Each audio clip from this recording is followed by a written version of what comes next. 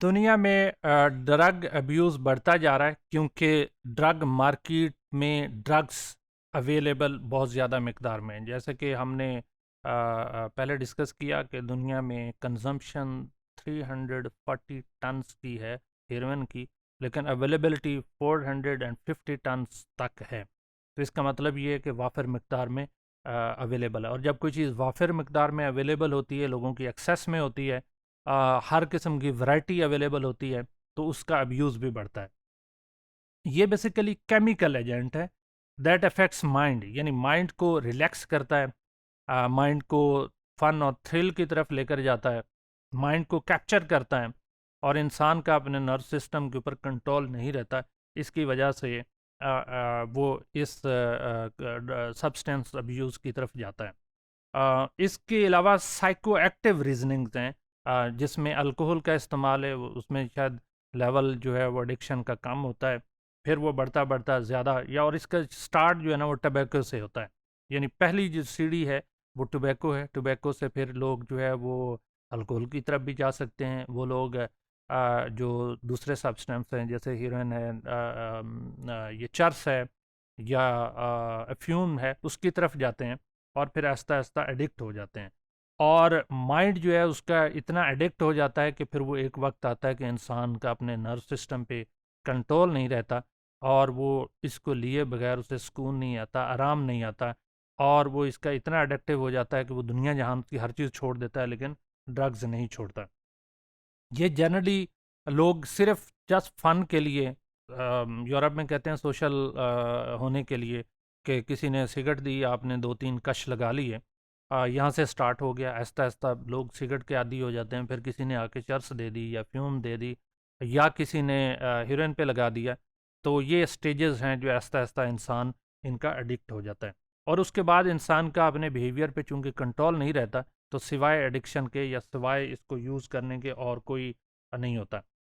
इसकी काजेज़ क्या हैं? पहला जो है उसमें, यानी ड्रग अब्यूज़ की काजेज़ क्या हैं? तो सबसे पहला जो काज़ है, वो सब कल्चरल व्यू के लोग कहते हैं कि फ़लाँ हमारे सब कल्चर में इससे कोई प्रॉब्लम नहीं है, अगर हम इस्तेमाल कर रहे हैं तो ये सोशल एक्टिविटी है। मसलन सिगरेट आज भी पूरी दुनिया में है, ऑल्दो कि उसको पब्लिक प्लेसेस के ऊपर, पब्लिक स्पेसेस में बैन किया गया है। तो वो कहते हैं अच्छा यार इससे क्या फ़र्क पड़ता है, कोई मसला नहीं है। लेकिन आहिस्ता-आहिस्ता इंसान उसका एडिक्ट होता जाता है, और वो फिर उससे जान छुड़ाना मुश्किल होती है। दूसरा इसमें जेनेटिक पर्सपेक्टिव है कि इंसान की जेनेटिक्स जो है, यानी उसके जीन्स जो हैं, उसके अंदर इसकी एक्सेप्टेबिलिटी होती है, और चूँकि जीन्स के अंदर एक्सेप्टेबिलिटी है, तो इसलिए इंसान इस सब्सटेंस अब्यूज़ को या ड्रग अब्यूज़ को छोड़ नहीं सकता, यानी उसे लाज़मी यूज़ करता है। लेकिन सोशलॉजिकल इसमें पर्सपेक्टिव है कि ये सोशल लर्निंग है,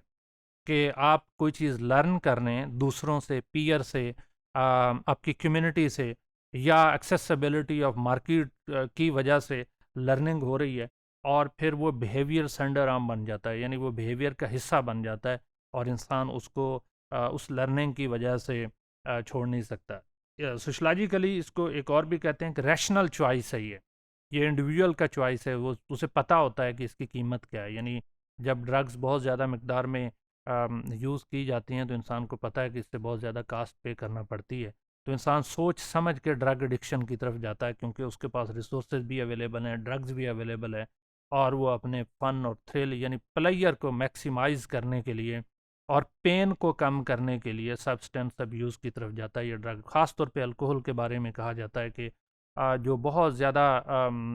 हर सर्द मौसम ख़ास तौर पे यूरोप में होता है, तो लोग कहते हैं कि अच्छा चलें जी, हम अल्कोहल इस्तेमाल कर लें ताकि वेदर को फेस किया जा सके।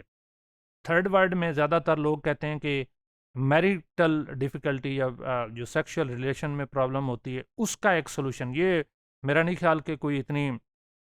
रियलिटी है, लेकिन ये मिथ एग्जिस्ट करती है, और उस मिथ की वजह से लोग अल्कोहल और फिर उसके बाद जो बाकी नारकोटिक्स हैं उनका यूज़ करना शुरू कर देते हैं। बाज़ लोग